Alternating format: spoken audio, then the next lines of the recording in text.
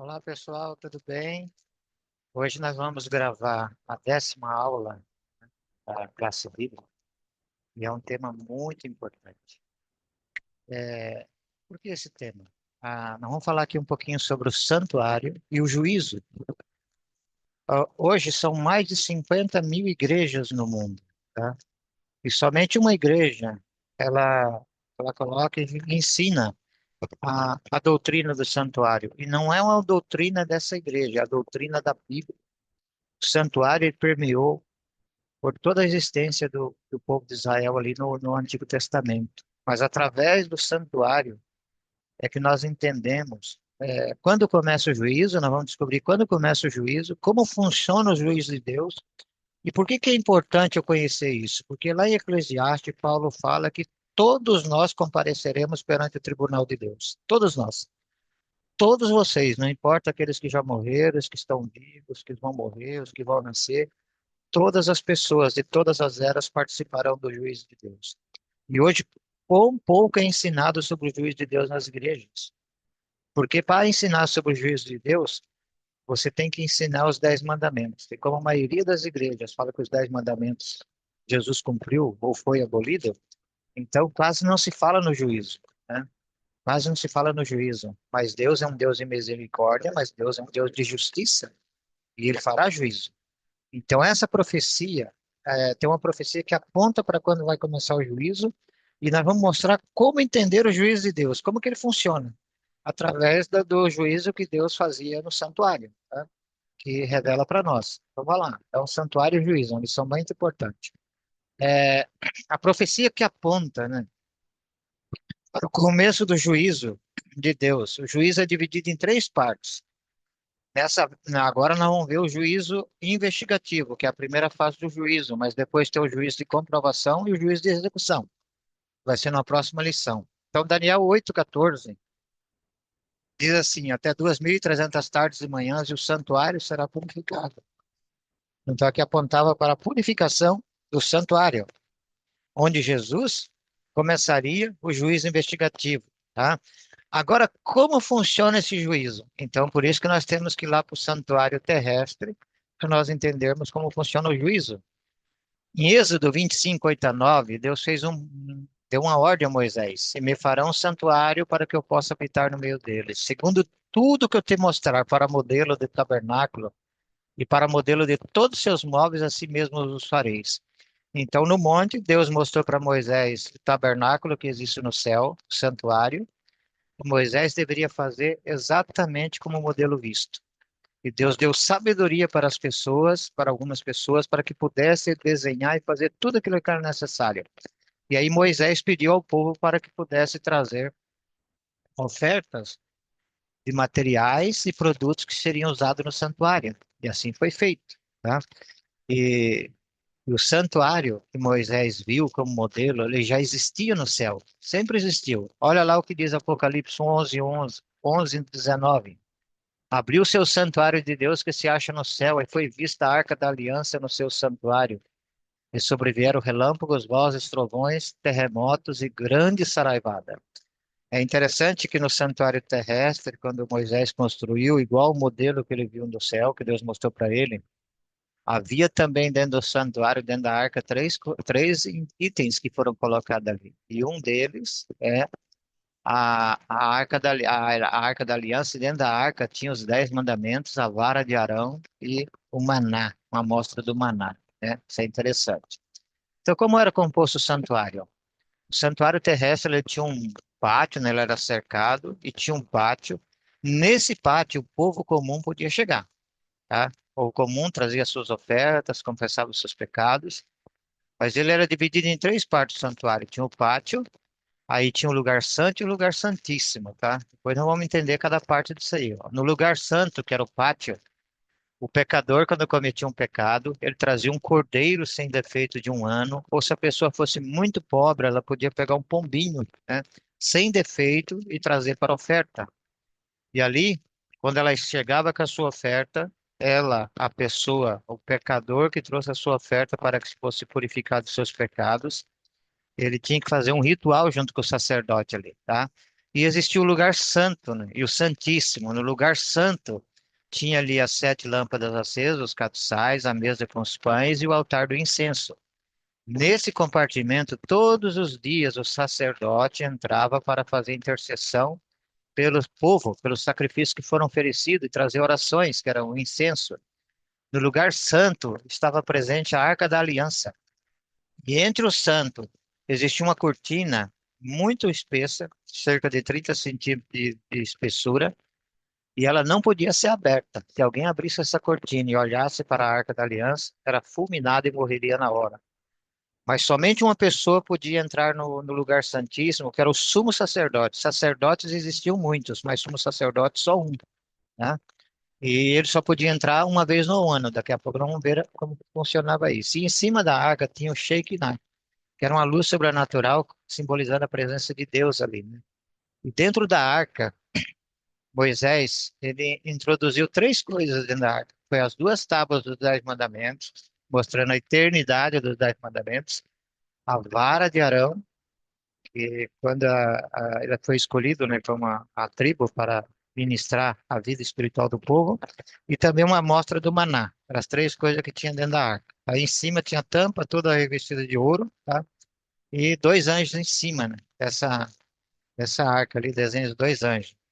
O santuário terrestre havia 3 tipos de ofertas, né? A contínua era para benefício do povo, e simbolizava o Cristo que ia morrer na cruz lá no futuro. Ela era oferecida todos os dias, às 9 da manhã e às 3 da tarde. Era contínua, todos os dias, tá?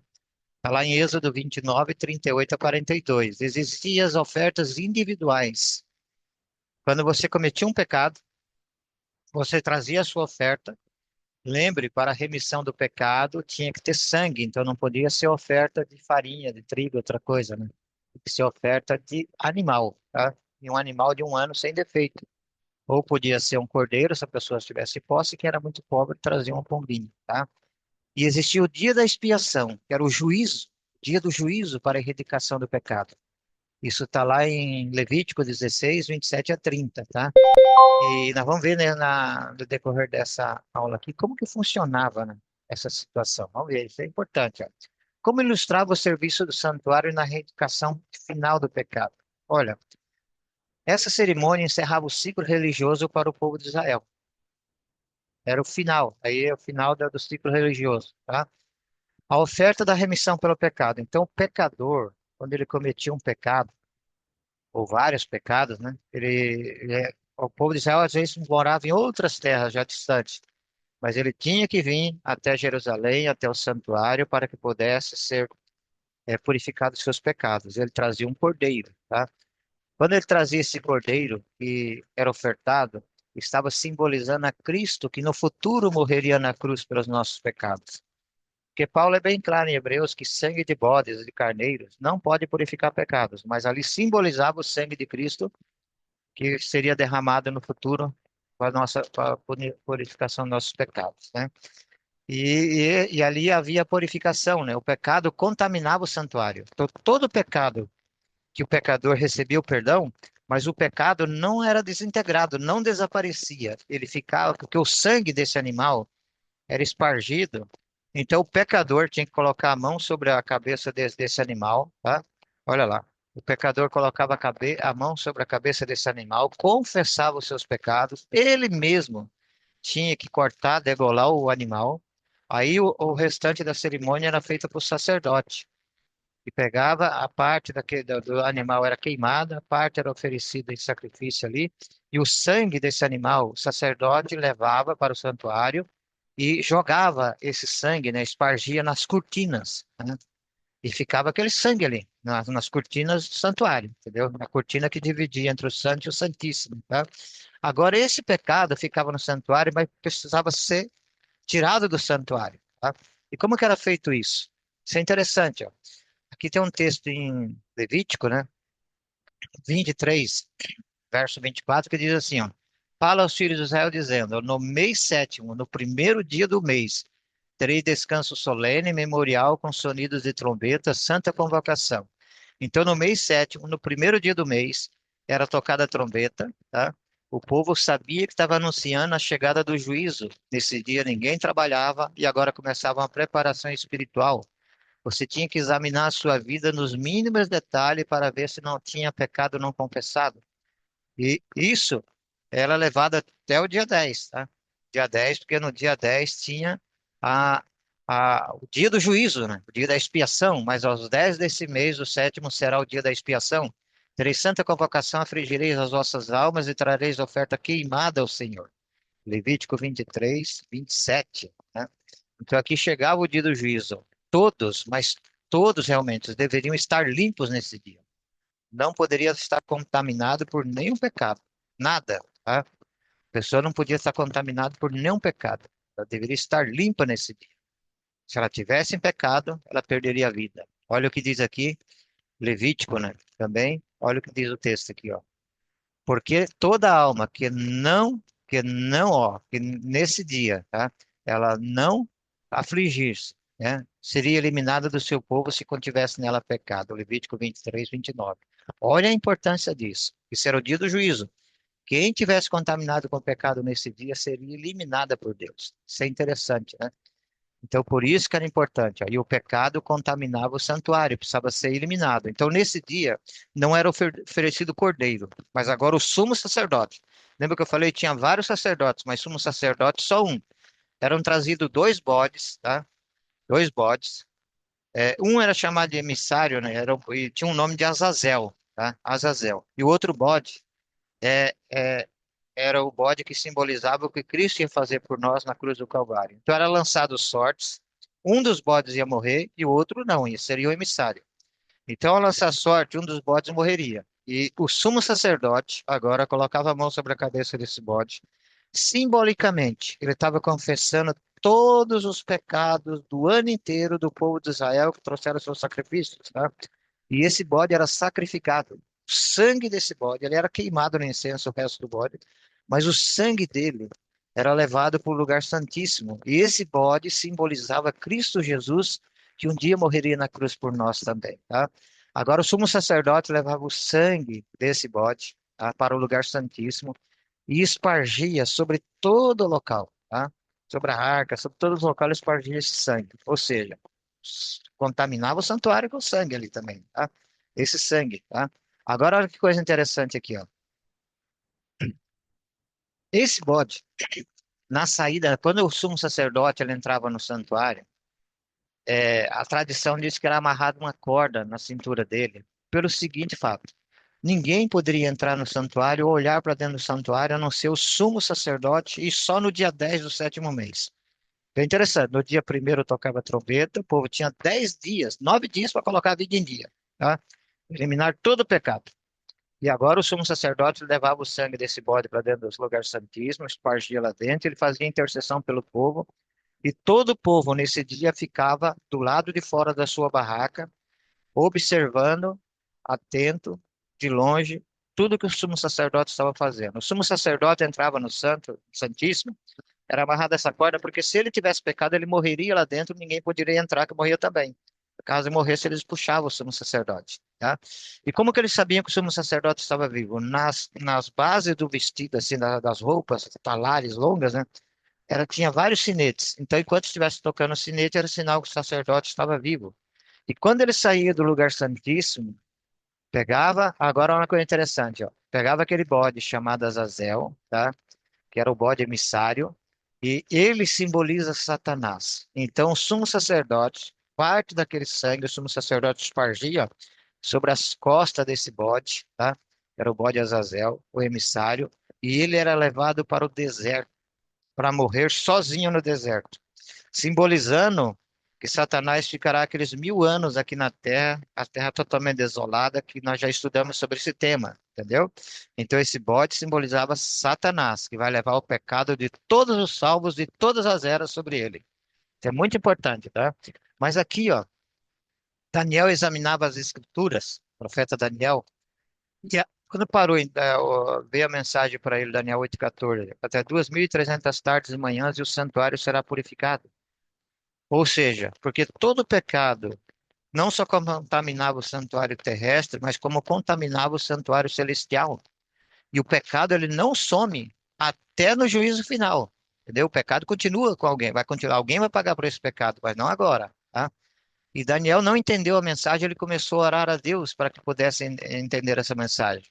E olha o texto de Daniel que vem logo em seguida, enquanto ele estava orando, ó. No princípio das tuas súplicas saiu a ordem, eu vim para te declarar, porque és muito amado. Considera, pois, a coisa, entende a visão. Daniel 9:23.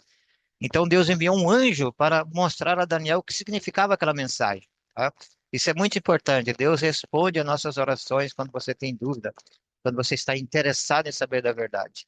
Então Daniel não estava falando agora do santuário terrestre, mas do santuário celestial que ele precisava ser purificado, onde os livros serão abertos e vai ser traçado o destino de todas as pessoas, salvos ou perdidos, de acordo com aquilo que você fez. Ó, a obra do juízo investigativo, extinção dos pecados, deve ser efetuar-se antes do segundo advento de Jesus.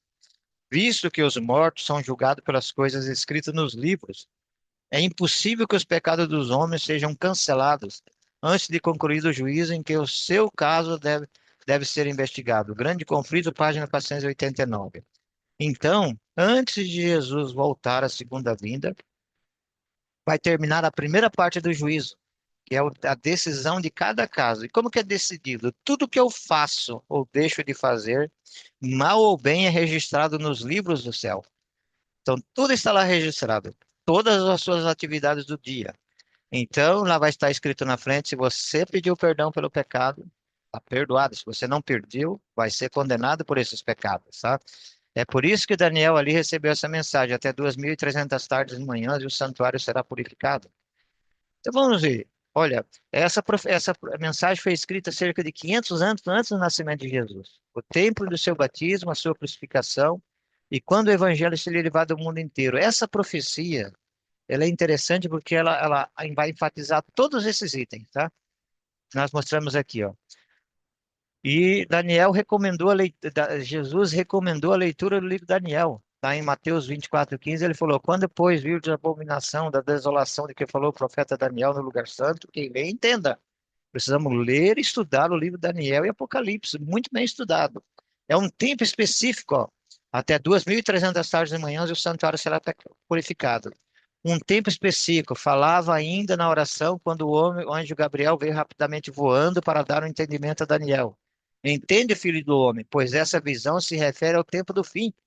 Então, aquela mensagem da purificação do santuário não era o santuário terrestre que seria purificado, mas o santuário celestial, o fim do pecado e a segunda vinda de Jesus, tá? E a profecia, até 2.300 tardes e manhãs, ela foi dividida. Lembra-se que cada dia em profecia equivale a um ano.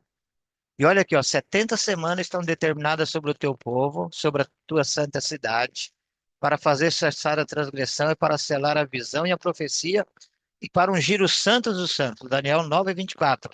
Então Deus deu um período especial para o povo de Israel. Olha, Deus deu a eles 70 semanas. Cada semana tem 7 dias. 7 vezes 7, 49, tá? 7 semanas estão determinadas. Então, olha que coisa interessante. Olha, 40 dias te dei, cada dia equivale a um ano. Ezequiel 4:6-9. Então, um dia profético equivale a um ano. 2.300 dias proféticos equivale a 2.300 anos literais. 70 semanas, olha só, 70 semanas da primeira parte da profecia que foi dividida equivale a 490 anos. Preste bem atenção, se você não entender na primeira vez, volte à segunda, releia, ouça novamente essa mensagem que é muito importante para você, tá? E quando começaria a contagem das 70 semanas? Isso é importante. Eu não sei como chegar ao fim, se eu não sei quando começa. Mas Deus deu o detalhe de quando começaria a ser contada os 2.300 tardes e manhãs, ou seja, a primeira parte das 70 semanas. Olha o que diz aqui, ó. Sabe e entende, desde a saída da ordem para restaurar e edificar Jerusalém até o ungido, quer dizer, o batismo de Jesus. Ao príncipe, 7 semanas e 62 semanas, as praças e circunvalações se reedificarão, mas em tempos angustiosos. Daniel 9:25. É interessante que aqui o povo de Israel ainda estava no cativeiro. Jerusalém estava completamente destruída. E Daniel, ele recebeu a mensagem de Deus, né? E também Jeremias, que o tempo do cativeiro do povo seria 70 anos, estava finalizando esses 70 anos, né? E Deus está falando aqui que Jerusalém seria reconstruída, haveria o batismo, a vinda do Messias e o seu batismo, né? E todos os detalhes de uma profecia que foi dada 500 anos antes do seu início, tá? E olha aqui o decreto que surgiu, está lá em Esdra, capítulo 6, verso 14 e 7, ó. Artaxerxes, rei da Pérsia, decretou a reconstrução de Jerusalém no ano 457 antes de Cristo. Então aqui nós sabemos a data do início do começo das 2.300 tardes e manhãs ou das 49 semanas, 60 semanas que foi dada, né, para a primeira contagem. Então vamos aqui, ó, tá? Veja aqui, ó, 70 semanas, é a primeira parte da profecia, ó, estão determinadas sobre o teu povo. Então, deu 70 semanas para que o povo de Israel se arrependesse dos mal que ele estava fazendo, para que continuasse como o povo escolhido de Deus para levar a mensagem do reino. 70 vezes 7 são 490 anos, porque cada dia equivale a um ano em profecia. Agora o início. Ó, no ano 457 a.C., saiu o decreto de Esdra, né? Também está em Esdras 7, 12 e 7, verso 7 e 14. Agora veja bem, ó, Deus deu um período de 7 semanas dentro dessas 70, tá? 49 anos, para a restauração de Jerusalém. Olha que coisa interessante. Deus falou, ó, 7 semanas será para a reedificação de Jerusalém.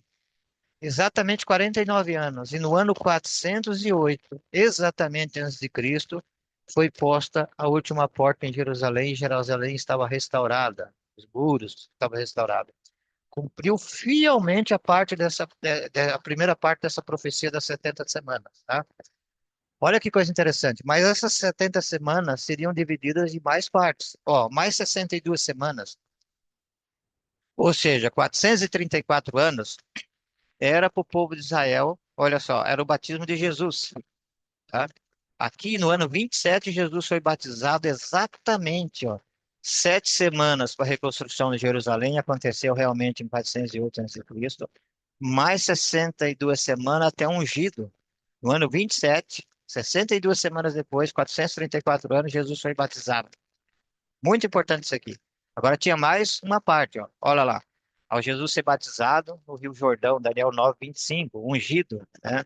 E outra coisa interessante, olha, ele fará firme aliança com muitos por uma semana. Uma semana são quantos dias? 7 dias. Cada dia vale um ano, 7 anos. Na metade da semana fará cessar o sacrifício e a oferta de manjares. Já já você vai entender o que que fará cessar esse sacrifício na metade da semana. A metade da semana são 3 dias e meio, 3 anos e meio. Sobre as asas da abominação virá o assolador até que a destruição que esteja determinada se derrame sobre ele. Daniel 9:27. Agora então falta mais uma semana. Uma semana são 7 dias, que cada dia vale um ano, são 7 anos. Agora na metade da semana, no ano 31, fará cessar o sacrifício. Ou seja, na metade da semana Jesus foi crucificado. 3 anos e meio foi o período de ministério de Jesus, do batismo até o seu sacrifício, foi 3 anos e meio que ele pregou com os discípulos. Então, na metade da semana, fez cessar o sacrifício do santuário. Você pode ver que quando Jesus morreu na cruz do Calvário, o véu do santuário se rasgou de alto a baixo, né? De alto a baixo. E agora as pessoas olhavam para dentro do lugar santíssimo e nada mais acontecia, porque o santuário perdeu agora o seu significado, porque agora o Cordeiro de Deus, o verdadeiro Cordeiro, havia morrido. Todos aqueles sacrifícios de cordeiro simbolizavam o que Jesus faria na cruz. Então, a lei que foi gravada na cruz não foi a lei dos 10 mandamentos, mas sim a lei cerimonial que regia o santuário. E depois dessas 62 semanas será morto ungido e já não estará. Daniel 9:26, primeira parte. Olha, a profecia apontava para a restauração de Jerusalém, tá? Para o batismo de Jesus, para a morte de Jesus, tá? Então, aqui no ano 31, cumpriu-se a morte de Jesus. Olha que profecia interessante. 70 semanas, 490 anos. Nos primeiros 7 semanas, 49 anos, seria restaurado Jerusalém. Mais 434 anos, ou 62 semanas, Jesus seria batizado. Faltava uma semana para 70. Na metade da semana faria cessar o sacrifício, ou seja, a morte de Jesus, e o santuário perdeu o seu significado porque o verdadeiro cordeiro agora havia morrido. Mas ainda faltava meia semana para o povo de Israel se arrepender. E o que aconteceu? No ano 34, quando Estevão pregava para o povo, tá? O povo pegou Estevão, não ouviu o que ele estava pregando. Estevão começou desde os primeiros patriarcas, contando a história de Israel e falando que Jesus viria ao mundo. Pegaram Estevão, levaram para fora e o apedrejaram, no ano 34. Enquanto eles jogavam pedra em Estevão, o rosto dele se iluminou, porque o céu se abriu, e eles viram o rosto de Estevão como se fosse o rosto de um anjo iluminado. Mesmo assim, eles continuaram o apedrejamento. E olha que coisa interessante.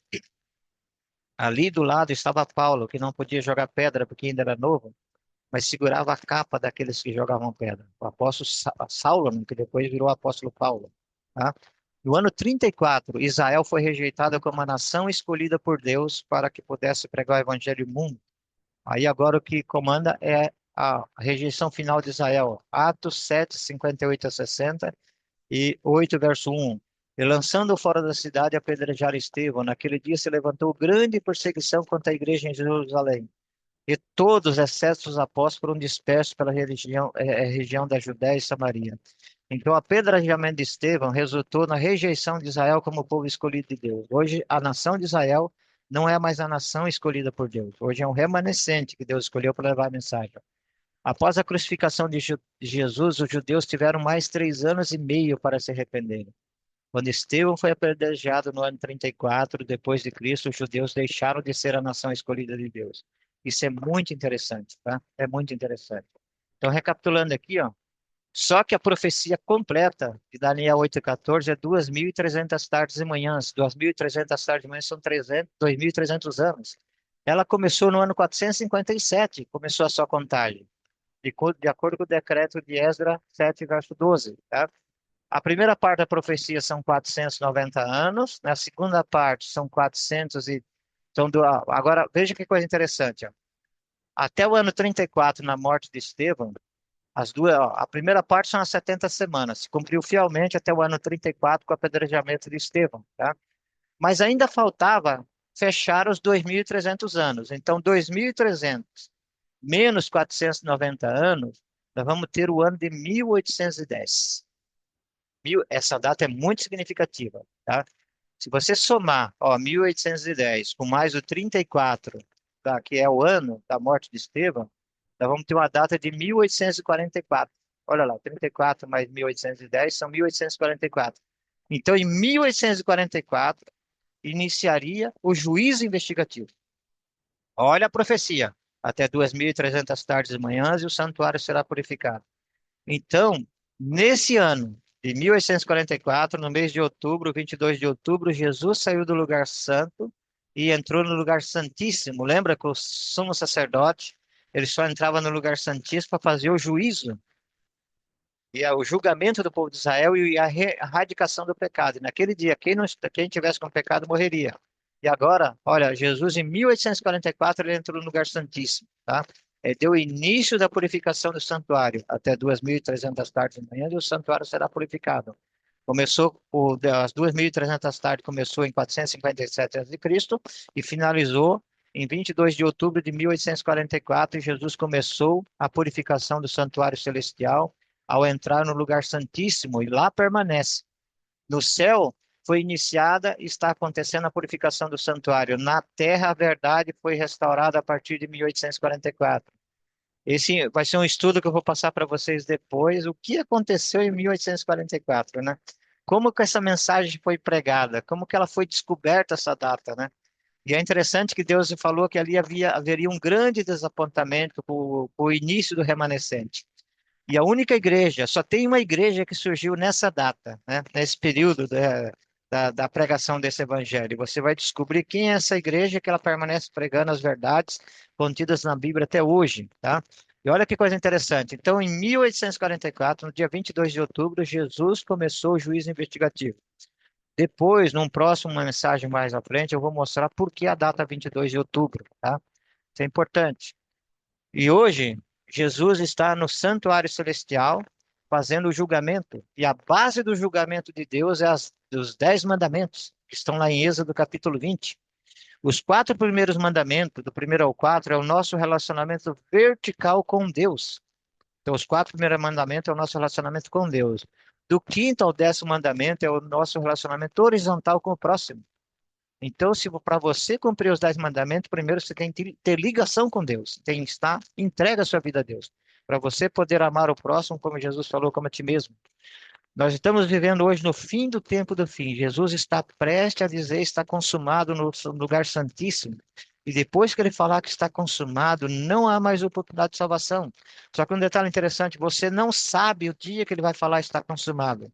Como Jesus disse, comiam, vendiam, casavam e davam-se em casamento até que a vinda do Filho do Homem. Então, o mundo segue normal, com os sinais, os desastres, as calamidades, as doenças, tudo aumentando gradativamente até chegar num estado muito crítico, mas nós não sabemos que Jesus já disse está feito.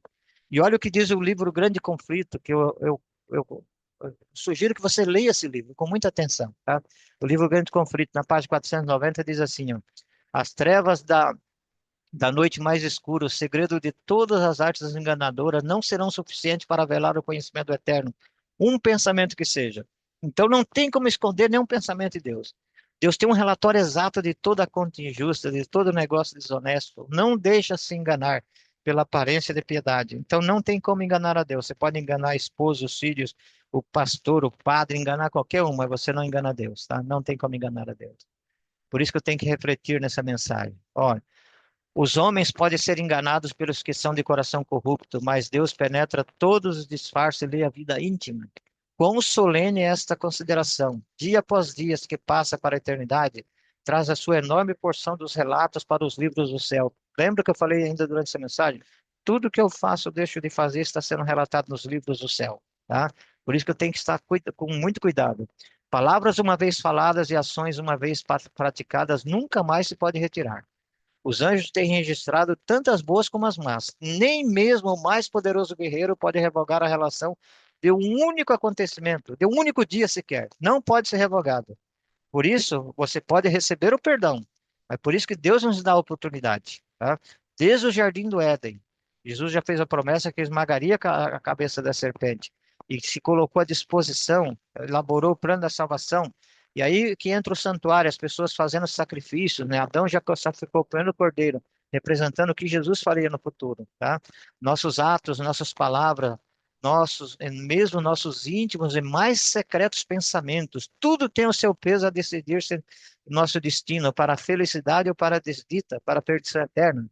Ainda que esquecidos por nós, darão o seu testemunho para justificar ou condenar. O grande conflito, página 490. Por quê? Tudo que eu faço, eu deixo de fazer o que eu penso, que é maquina, está registrado nos livros, tá? E cada caso será decidido, tá? Os livros serão abertos. Agora, Jesus é o nosso advogado, está no santuário celestial, intercedendo por mim e por você. Essa é a hora de buscarmos a Jesus. Essa é a hora de entregarmos a vida a Ele, buscarmos mais conhecimento. Logo será concluído o juízo e Deus porá fim ao pecado para sempre. E se eu não me arrepender dos meus pecados, lembra, não se esqueça por que que eu passei a mensagem do santuário. No dia 10 do sétimo mês era o dia do juízo. E quem não estava com seus pecados perdoados era eliminado. A mesma coisa acontecerá agora. Você viu a importância de estudar o santuário e por que que só uma igreja no mundo ensina essa doutrina? E por que que só uma igreja no mundo realmente guarda os 10 mandamentos de Deus? Já parou para pensar nisso? E você vai lá em Apocalipse, lá fala que o remanescente, ele tem duas características. Guarda os mandamentos de Deus e tem o testemunho de Jesus. Aí você vai em Apocalipse 19:10, fala que o testemunho de Jesus é o espírito de profecia, ou seja, a igreja verdadeira. Ela tem várias características, mas uma delas, as duas principais, ela guarda os 10 mandamentos de Deus como estão na Bíblia. Não como estão no catecismo, ou como as igrejas evangélicas ensinam, os 10 mandamentos como estão na Bíblia. E tem o testemunho de Jesus, que é o Espírito de profecia, ou seja, estão pregando do fim, do juízo. Estão pregando Apocalipse 14, temer a Deus e dar-lhe glória, porque é chegada a hora do seu juízo. É hora do juízo de Deus. Nós devemos pregar sobre esse tema, tá? Isso é muito importante. Aceite Jesus e o plano que ele tem para a sua vida. É a única saída para o ser humano não ser destruído. Tudo no mundo, tudo no mundo será destruído e queimado, não ficará nem raiz nem ramo. O único ser que Deus não vai criar novamente. Ó, Deus vai recriar novos céus e nova terra, vai criar novamente os animais, mas o único ser que não será criado novamente é o ser humano. Ou você é salvo, ou você está perdido para sempre. E Jesus virá em breve. E você tem que estar pronto, preparado. E o meu desejo, a minha oração é que você aceite Jesus, que você repita esse áudio, esse vídeo várias vezes e você possa ali escrever comentários no YouTube, fazer perguntas, pessoal. Não deixe de fazer perguntas. Se você não concorda, coloca lá também que você não concorda. Nós vamos responder de acordo com aquilo que está escrito, tá? Mas participe. Tem dúvidas? Pergunte. Tira um tempinho, vai lá nas perguntas lá do vídeo, né, do YouTube, faça perguntas. Não fique com dúvida, porque Jesus está voltando e nós estamos prestes a encarar o juízo de Deus. Que Deus te abençoe em nome de Jesus. Vamos orar?